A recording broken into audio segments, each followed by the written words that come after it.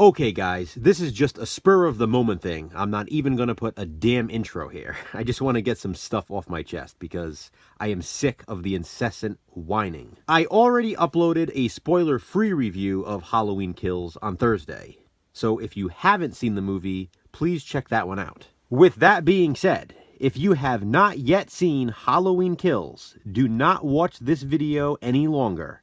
There will be major spoilers. Please do yourself a favor and only continue watching this if you've already seen Halloween Kills. You've been warned, guys. Major spoilers coming. Let me start out by saying, listen, I completely understand that everyone has their own opinions. I get that. I accept that. However, I've seen so many ridiculous reasons why people do not like Halloween Kills. No. Seriously though, I'm tired of hearing everyone talk about how disappointed they are. What was so disappointing to you? What did you expect from this movie? Before you answer that, hear me out. So let me clarify a few things. Halloween Kills is part of a new universe, a new timeline of Halloween films. Halloween 1978, followed by Halloween 2018, then Halloween Kills, and next year we will be getting Halloween Ends. All of the other sequels are disregarded in this timeline. This was made very clear when Halloween 2018 was released. That means Michael and Laurie are not brother and sister. It's crazy to me that people who consider themselves to be Halloween fans still don't understand this.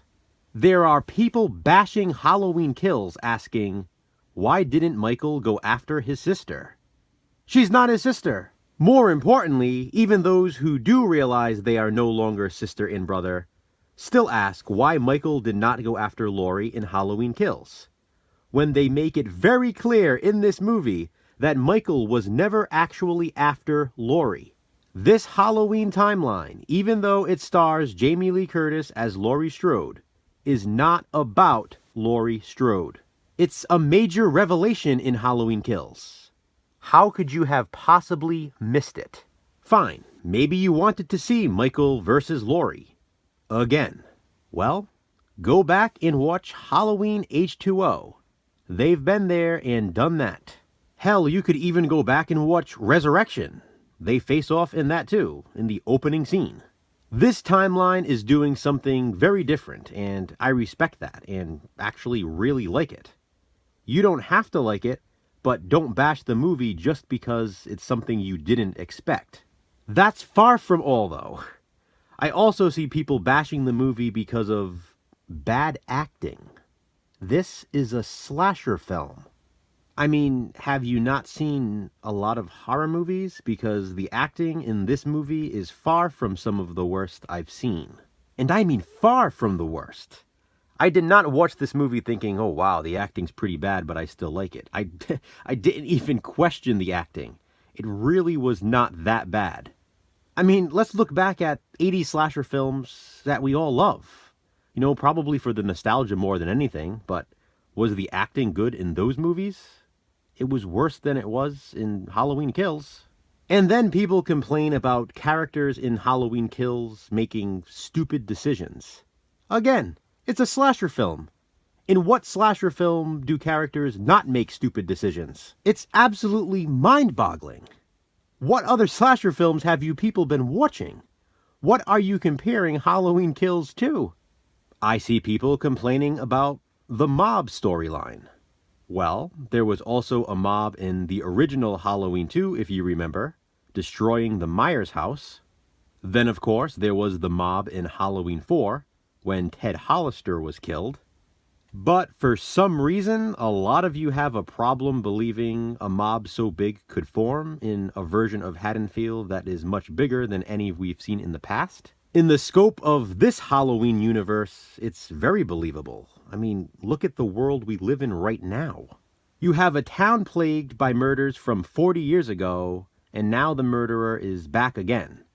The police have failed, so what else are the townspeople supposed to do? Let's see, what else? The ending. Okay, so Does everyone realize that Halloween Kills is a bridge film? Do people know what a bridge film is? This wasn't meant to finalize everything. That's the point. This is a continuation of Halloween 2018 and a lead-in to Halloween Ends. Not for nothing, think of The Empire Strikes Back. Look how that ends. Halloween Kills was obviously going to end on a cliffhanger, leading into the next film. Like I said, it's one thing to not like a movie, but to not like it for stupid reasons is a completely different thing. And by stupid reasons, I mean not understanding movies. There's probably so much more I could say. I'm sure I'm leaving stuff out, but like I said, this was a spur-of-the-moment video. I mean no disrespect to anyone. I don't mean this as an insult. If you didn't like the film, well, then you didn't like the film. But if you didn't like it because of any of the reasons I mentioned, I ask that you reconsider. At least see the movie again with what I said in mind. I mean, hey, it doesn't affect my enjoyment of the movie either way, but I feel like a lot of you are missing out because you just don't understand the timeline or the fact that it's a bridge film, or you're comparing it to movies from your childhood that are nostalgic. It's never going to compare to those. You might be looking for Oscar-worthy performances in a slasher film and characters that make smart decisions. It's not going to happen. I mean, look at Halloween 6. A lot of people love Halloween 6, myself included, but it's edited very poorly. The director has admitted this. There's no Laurie. There's barely any Jamie. Yet for some reason, a lot of people love that one. Again, I'm one of those people.